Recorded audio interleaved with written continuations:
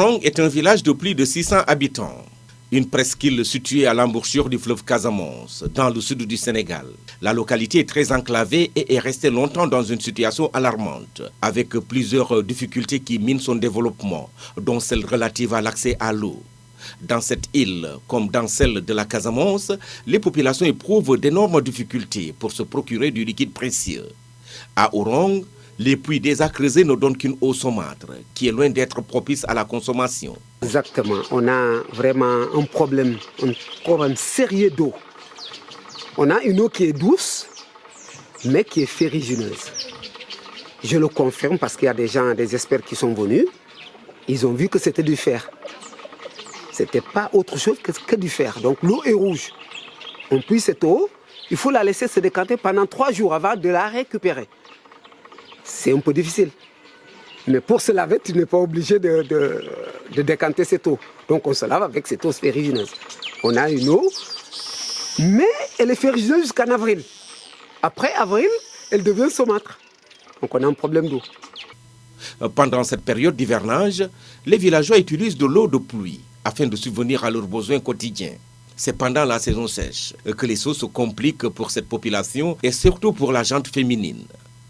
Les résidents sont obligés pendant cette période de limiter leur consommation en eau, 4 litres par jour et par personne, et utiliser de l'eau saumâtre pour les plantations et le reste de leurs besoins. Quand les réserves d'eau de pluie sont épuisées, le village est contraint d'en acheter ou d'en chercher. Pour cela, les femmes effectuent un trajet pour se rendre dans une petite île environnante pendant une bonne heure de pirogue, 2 à 3 fois par semaine le plus souvent, à la rame pour s'en procurer. Je m'appelle Joseph Sagnan.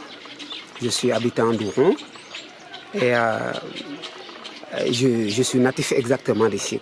On allait dans une île à côté qui s'appelle Gisor. Tu amenais 40 bidons en pirogue à rame. Tu puisais parce qu'ils avaient une eau qui était à peu près potable. On amenait cette eau pour boire. Donc pour la boisson, tu étais obligé de rationner. Pour un accès à l'eau potable et à l'électricité, Ourong vient de bénéficier d'un projet innovant. Une initiative qui porte la signature d'une association d'étudiants français grâce aux facilités de l'honorable député du département d'Oussouye, Aimé Assine. Vous avez de l'autre côté, sur la rive droite, Wendaï, Sifoka, Kechouen jusqu'à Kalaman, alors que Ourong constitue justement une particularité parce qu'ils constituent le seul village sur ce côté-ci. Vous comprenez bien qu'il est difficile de faire profiter justement le village d'Ourong des programmes récurrents du chef de l'État. Notre rôle en tant que député, c'est d'accompagner justement les actions du président. Pourquoi nous avons provoqué cette action de haute portée? Nous avons d'autres partenaires, etc., et tout, qui travaillent dans les autres communes, etc. Voilà. Et donc c'est important.